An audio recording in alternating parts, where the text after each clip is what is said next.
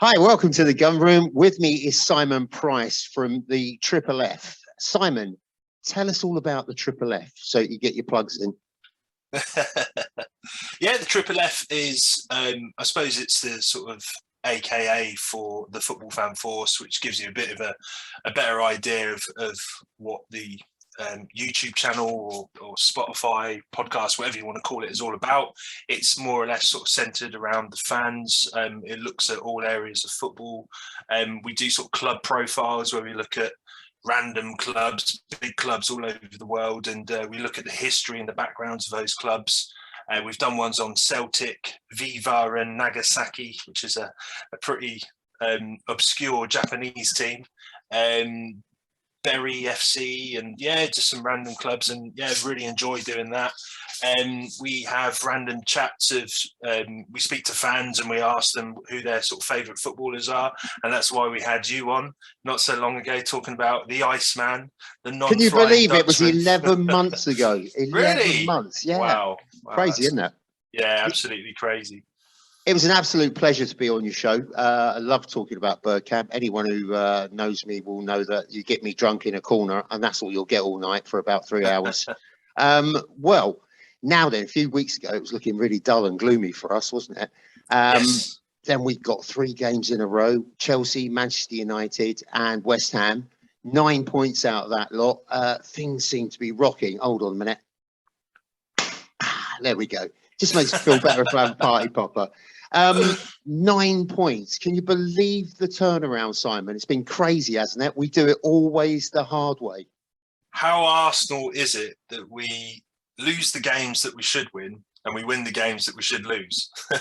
Essentially, it's absolutely crazy. I was looking after those 3 losses to Brighton, Southampton.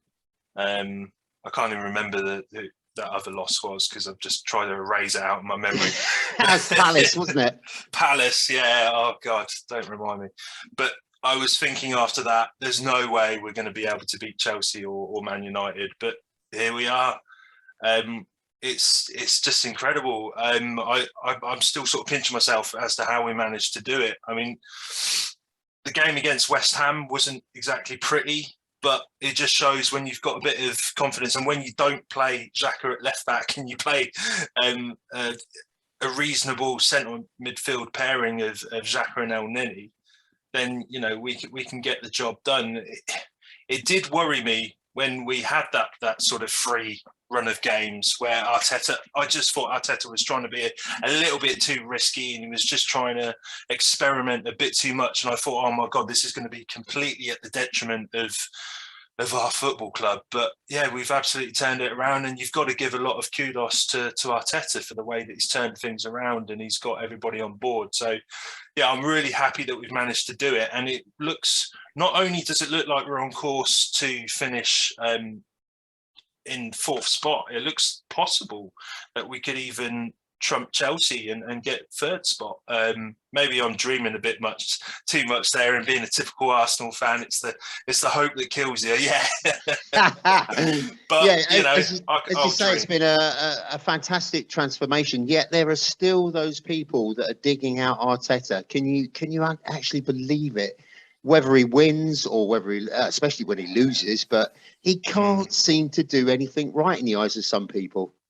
Yeah, I've seen some people honestly saying that we've got, last season we had a better goal conceded record last season than we do now. And it's not down to Arteta. It's all purely because he's lucky, and it's based on the fact that the other teams around him are failing. And to be honest, if you pay too much attention to that, it will just drive you crazy. So personally, there's always going to be a lot of division, especially when it comes to the Arsenal fan base. There's a lot of Arteta outers, if you will. I personally don't believe in the whole "are you Arteta in or Arteta out?" I just don't see how that is helpful in any way in supporting the fan, in supporting the club. I think you should just get behind the team and support the team regardless, and hope that the manager is going to, bring success back to the club,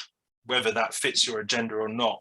don't look for an agenda, in my opinion. But anyway, that's for another discussion. I think you summed it up there. It's all about agendas with some people. I've been having a kind of tussle with someone on Facebook, and it doesn't matter what goes on, what the performance is like. Still Arteta out, the team is rubbish, blah, blah, blah, won't get behind the team. And I just said to him, look, win, lose or draw, I'm always going to be there. I'm still Arsenal, and that's the way it works for me. I was Arsenal as a kid. I'm Arsenal as an adult. So that's the way it works. Anyway, let's have a look at the formation that we went in with. Ramsdale, Tomiyasu, Holding, Gabriel, Tavares, El Neni, Xhaka, Saka, Odegaard, Martinelli, and Nketiah. It virtually, with the injuries and stuff, picked itself, didn't it? Yes, it did. I think we saw a similar sort of lineup for the Chelsea game, and when I saw that lineup for the Chelsea game, I didn't fill me with a lot of confidence. But it was El Neni and Nketiah that absolutely shocked me and put in a great performance. And since then, they haven't really sort of looked back, and they've played incredibly well.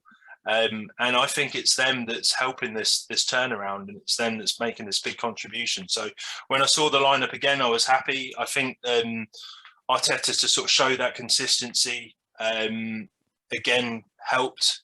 And it was that sort of fear after that Palace game that I was worried that he was going to play Xhaka at left back and these sort of weird formations and sort of persist with a Lokonga that's unfortunately struggling. But I'm glad that he's now found the right players for his style of play. And yeah, it worked against West Ham. I think Tavares is one that gives a lot of people the heebie-jeebies. Going forward, he's incredible. There's a lot of promise there, but I think what gives Tavares a lot of problems is the fact that he's labelled as a left back. He's really not a left back. He's a winger, if anything.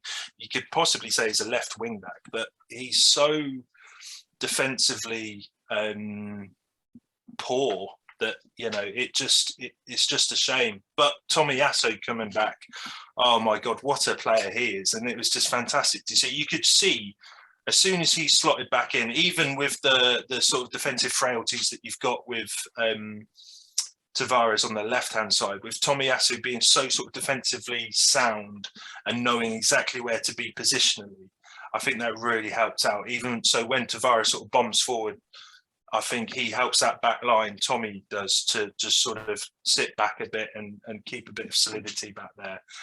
It just kind of gives us that feeling of, as you say, solidity. You feel more confident at the back. And as you say, his radar is really cute. I mean, he can spot the danger, almost like a centre back as well. Yeah, absolutely. And he said in a lot of times in interviews, and I think Arteta's backed it up, that he can play anywhere on that back line. He's such a crucial player to have in the squad, and he's a great player to have for the future. But when you have him back, he gives you so much more confidence going forward.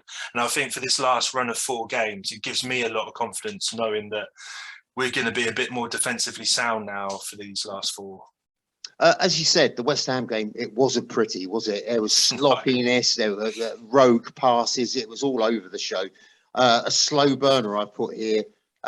Poor link-up play. West Ham lacked genuine threat. Otherwise, we would have been in trouble at some stages. With Partey injured, as you've just said, El Neni's really seized his opportunity. But what? We've been waiting. He's been with us 6 years. What's changed? I don't know. I mean, some players maybe just sort of get into that sort of late stage of their career and things start to click. I think a big sort of criticism that was thrown towards El Neni for most parts of his Arsenal career is how much he sort of passes the ball forward. He even got the label of the nickname El Sideways. But, he seems to be a bit more progressive, and maybe that message from Arteta is starting to sink into his game a bit more. It could possibly be with the fact that he's kind of got one foot out the door. Maybe he's thinking at the end of his contract he's going to be going, so there's that sort of pressure off of him. But the way that he's playing, I'd be quite sad to see him go, because I think he's such a crucial part to the squad. You need players like that. You need players like him and Rob Holding that can come in and do a job when you need them to do a job. We've had so many players in the past where they've been sat on the bench, and when they do come in, they've been a bit, sort of shaky, and they let us down. But Elneny and Holding have been absolutely brilliant, and hopefully, like I said before, they're going to be crucial to the last run of games. See, I'm going to take some credit for this, because the people I've bashed in the past have been Rob Holding, Granit Xhaka, and Mohamed Elneny. Not viciously, but they just infuriate me. Obviously, Xhaka, it's the cards, the moments of madness. Holding, after his injury, when he came back against Leeds, I think it was, in an FA Cup, he was a bit slow, ponderous, didn't seem to know where he was going, what he was doing. And Elneny just never got out the blocks. He was Mr. Sideways. So it's a complete revelation that these are like listening to you, players. Do you reckon? They must be. They thought, we can't let Tom down anymore. Yeah, Mikel Arteta said, God, get on that Arsenal thing podcast. Right, let's have a look at these goals then and the incidents, because there was a few. 38 minutes gone, there was a goal for us. Rob Holding, who apparently this is his first ever goal, because I was scratching my head at the time when he was running away. I didn't even know who scored it initially. And when they said it was Rob Holding, I thought, has he ever scored for us? Apparently he hasn't. Nothing wrong with that. It was a beaut, wasn't it? Take us through that. Yeah, no, it was. It was a really good sort of old-fashioned, traditional sort of Arsenal. If you say traditional Arsenal goal, I suppose, the sort of George Graham era of Arsenal goals when, we're winning by the 1-0. Just a nice traditional corner, and Rob Holding showing the desire and getting to the ball and getting his bonce on it. And it was it was a good goal. And I think it's something that highlights. Do you think it was the hair, Simon? Do you think it was do you think it was the turf? Yeah, it must have something to do with it. Yeah, maybe he's got that bit of comfort on his head, the bit of covering. He's a lot more confident to smack the ball on it. See, with Rob Holding, it was always annoyed me. When he had Costa in his pocket in the FA Cup final, I thought he would progress from there because he looked really, really good. And then it just went off the boil a little bit. But now he seems to, like many of the team, they've got their backs behind it. They've got their minds right. They're playing to their potential, and they're grinding out these horrible, ugly wins, which we used to do under Graham. And, it sets us up for these 4 games.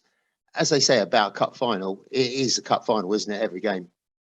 Yeah, absolutely. And I think with that goal, what I was trying to say was that one thing that really highlighted is you can see the sort of clear effect that the new footballing coach that we've had brought in is sort of a defensive set piece coach that we've had come in, but I think he's also an offensive one. It was the old sort of Man City set piece coach, Nicolas Jova, and you can see that there's been a few times throughout this season where Arsenal scored some goals from corners, and we haven't conceded a goal from a corner. I mean, that just goes to show how effective. I'll give you a quick stat: 154 corners, no goals conceded.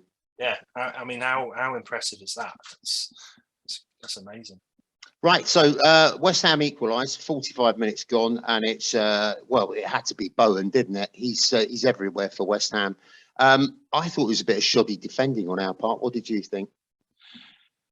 Yeah, it was a little bit. I think Tavares was at fault. I think he let Koufal kind of run off of him a little bit. He gave him too much space. He could have stayed tighter to him, and he could have stopped the cross from coming in.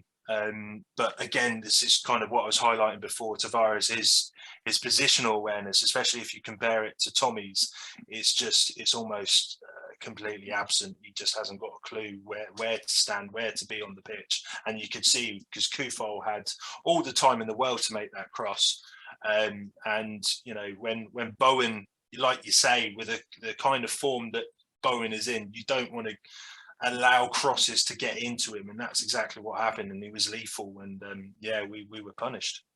What do you think ultimately about Tavares? Do you think he's going to finally, if we invest the time in him, coach him defensively, do you think he's going to cut the mustard? A lot of people don't on social media. Yeah, I'm a little bit on the fence, to be honest. I'm not entirely sure whether whether he's got the ability to learn defensively. I mean, he's still only 21 or 22, so he's still a young lad. He's got a lot to learn. I think the best thing for him would be to spend a bit of time out on loan, whether that be a sort of mid-table Premier League side or a Championship side. That I think will benefit him a lot, just to understand where you need to be. Because I think in Portugal, when he played in Benfica, the defensive jobs and the tasks that he would have had and those responsibilities that he would have had would have been a hell of a lot different to what you have to do in the Premier League. There's absolutely no time in the world you have to press the ball, and you have to sort of minimize the spaces as much as possible. But that's the thing with Tavares. There's a lot of education for him to be had, and I just hope that he can gain that. I just wonder, because it seemed as if the club and Arteta has invested a lot of time and money in Tavares.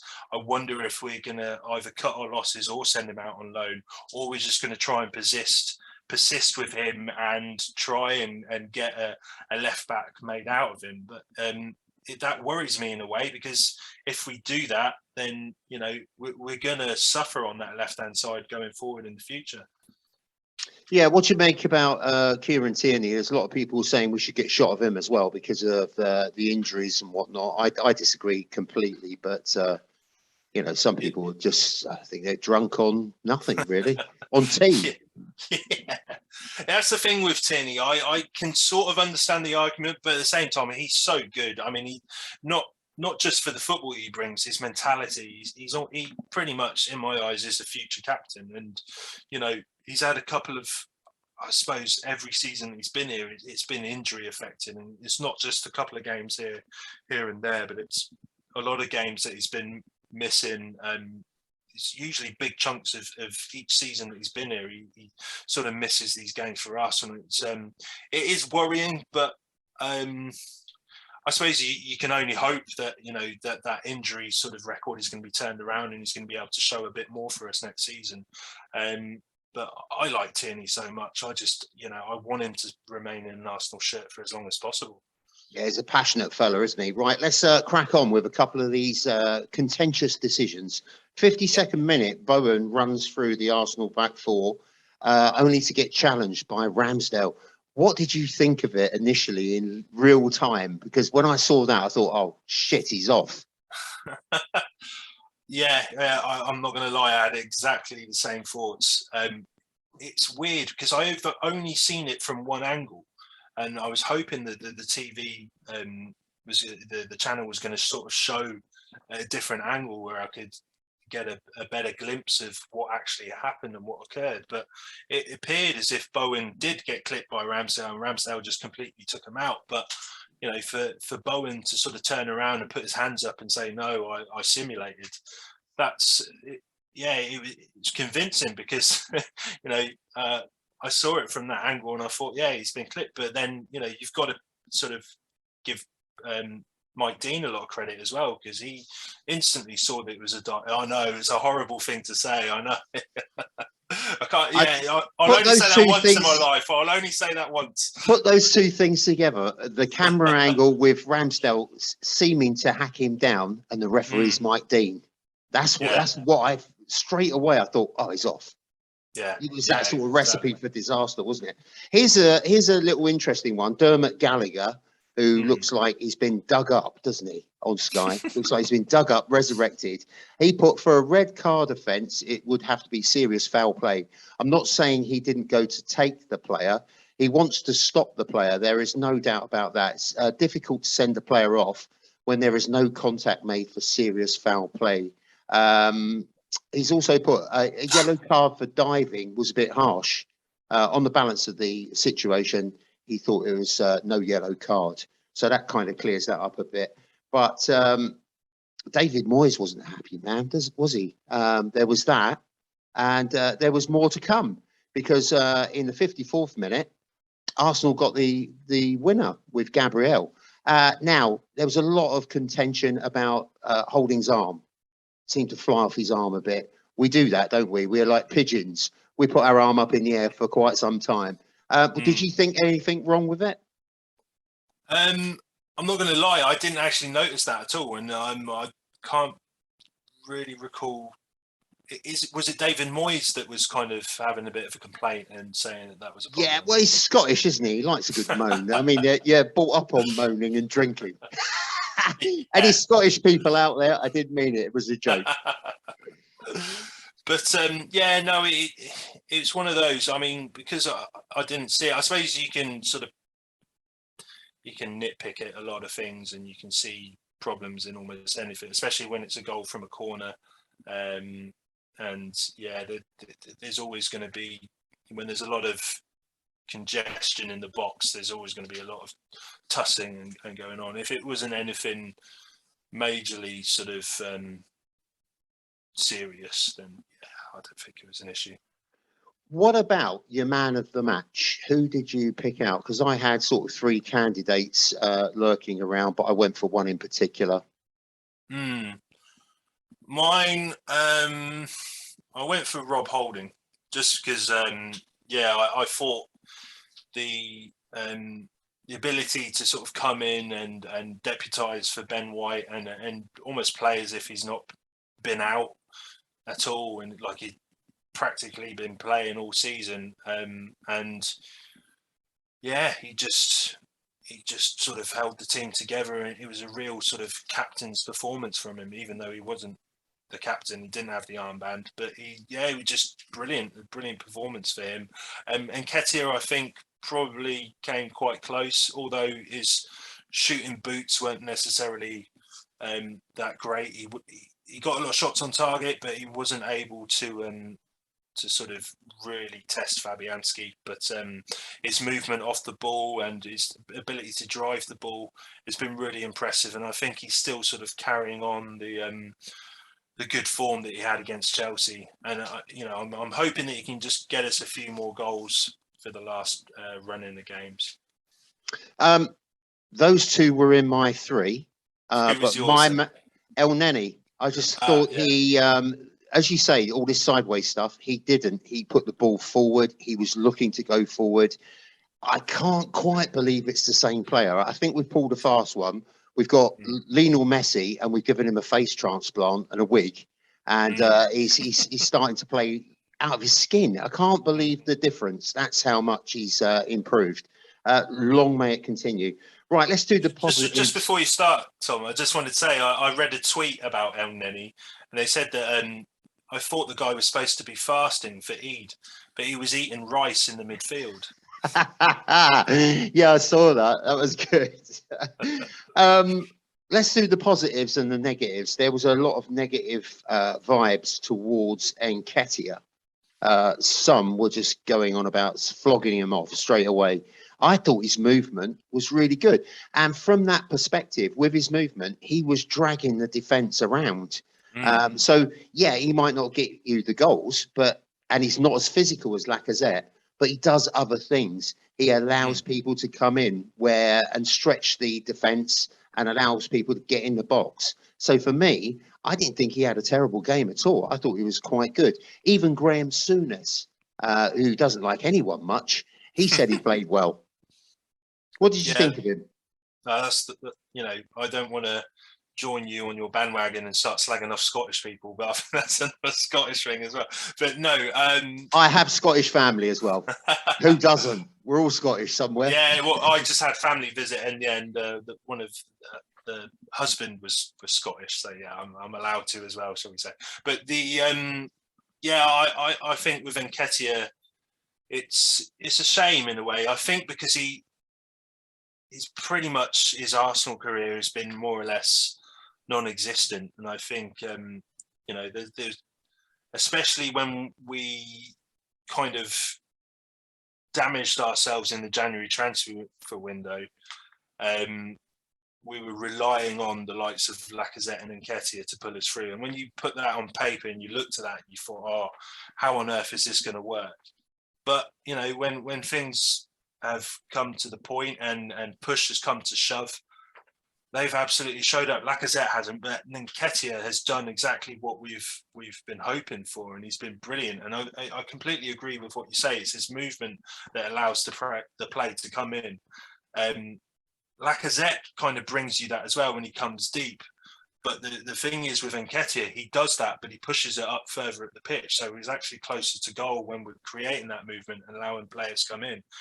When Lacazette does it, it's more or less on the halfway line, and it's like how there's not much help or much use to that. So I think out of the two, it's better to have an Nketiah on form than a Lacazette off form at the moment. I even think Lacazette is now sort of got to that point of his career where he's just it's struggling. I think he's got one foot out the door as well. So yeah.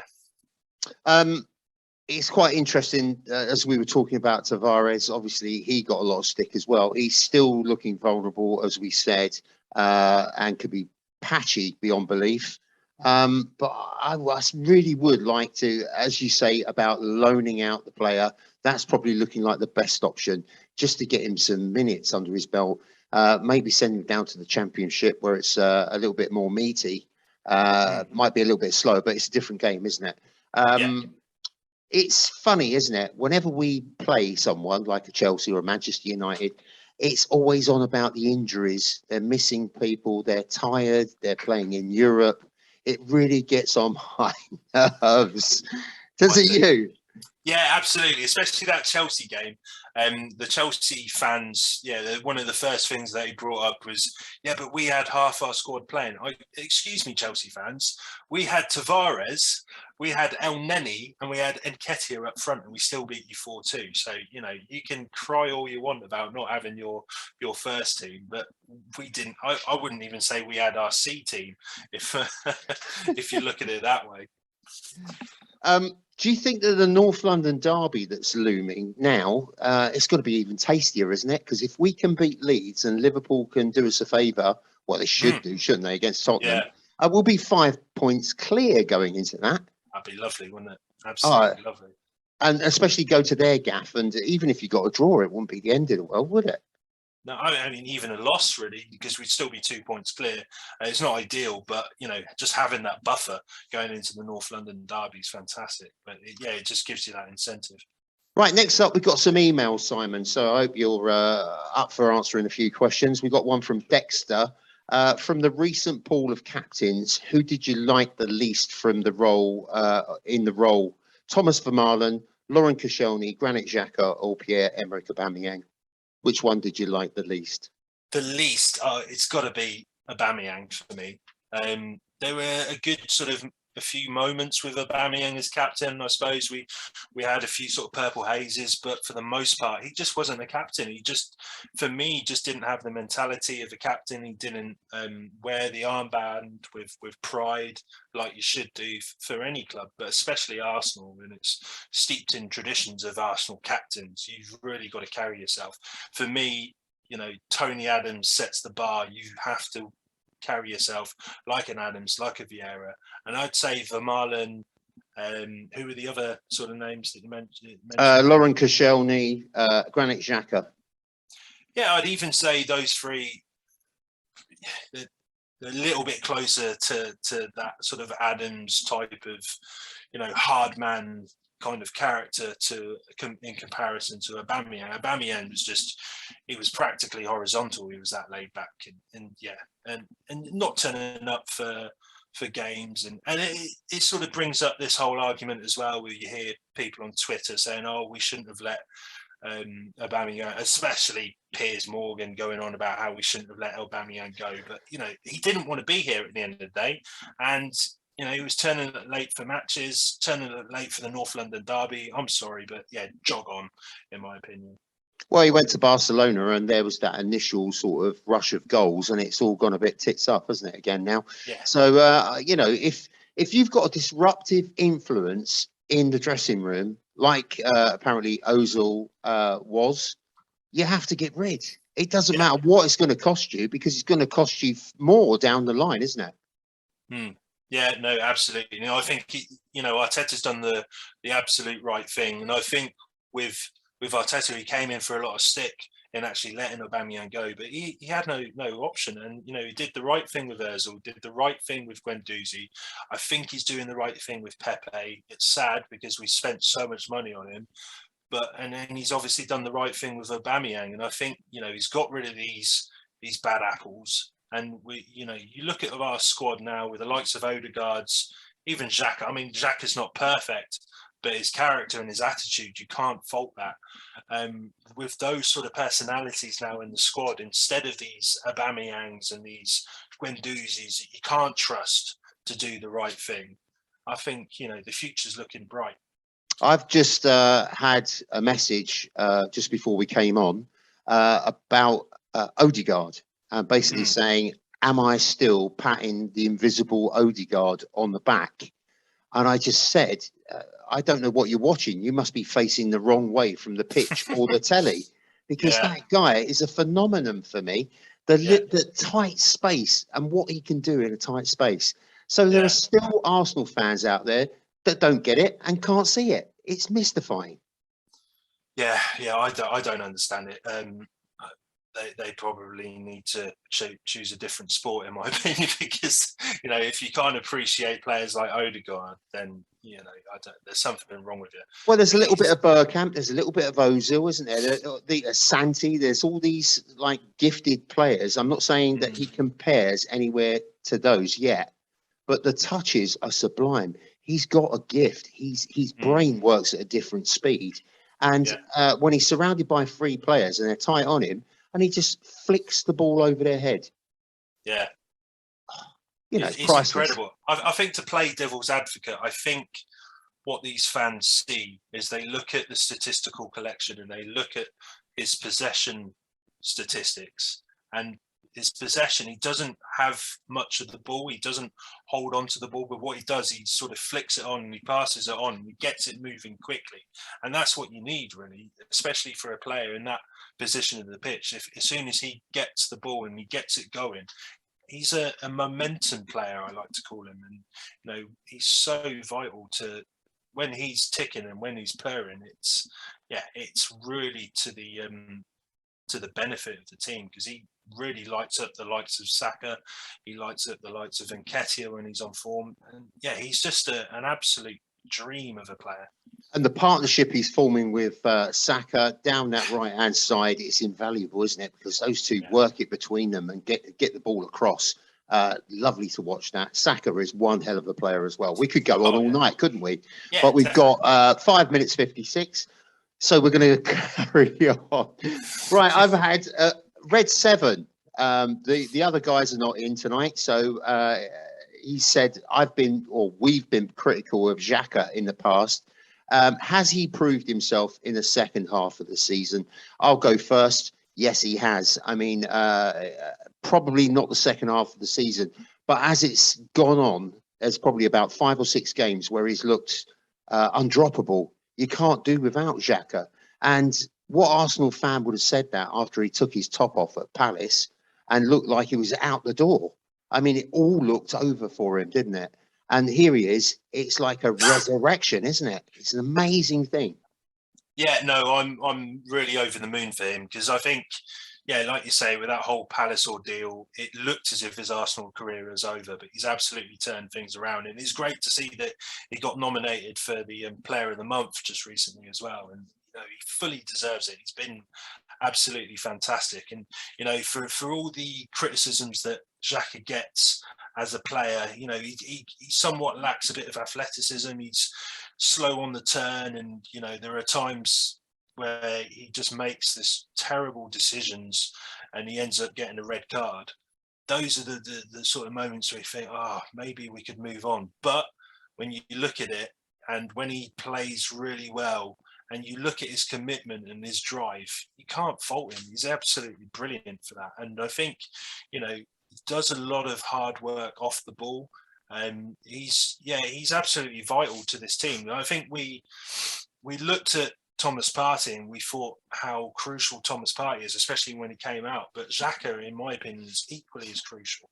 And that's why when we played Xhaka at left back, it wasn't the fact that Xhaka can't play left back. It was the fact that we didn't have a sufficient central midfield for me. That was the problem.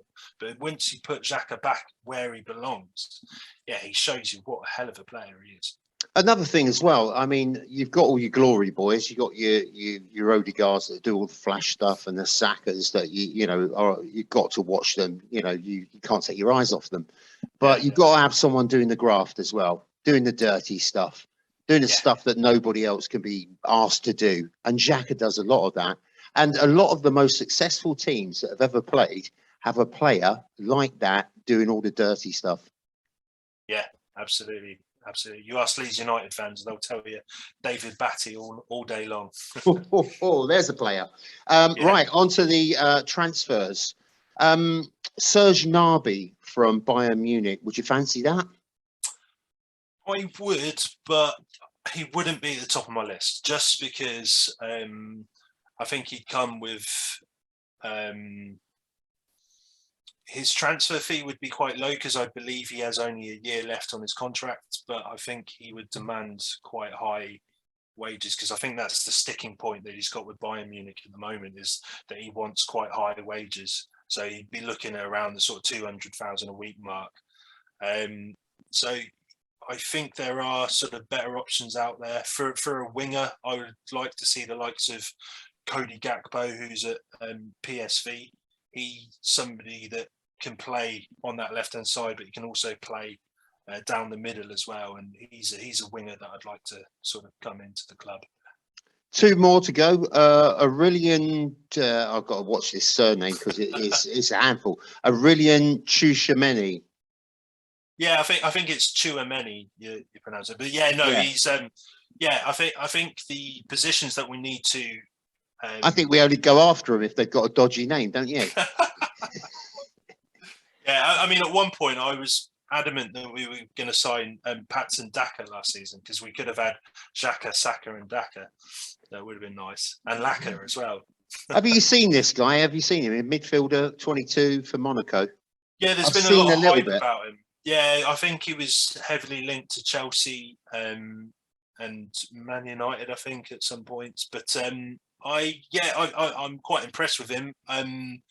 Again, I just think there's a few sort of better options out there. Just because I think Tchouameni, he would come at a very costly penny. I think I'd like to see Yuri Tielemans. He's not had the best of seasons at Leicester, but he is a quality player. And what I like about him is a lot more progressive up the pitch. He plays more as a number 8, and he presses the ball a lot higher up the field. And I think with him and Partey and Odegaard in that midfield, it's a scary prospect. Finally, Gabriel Jesus, apparently £42 million deal, already agreed. Yeah. Oh, absolutely.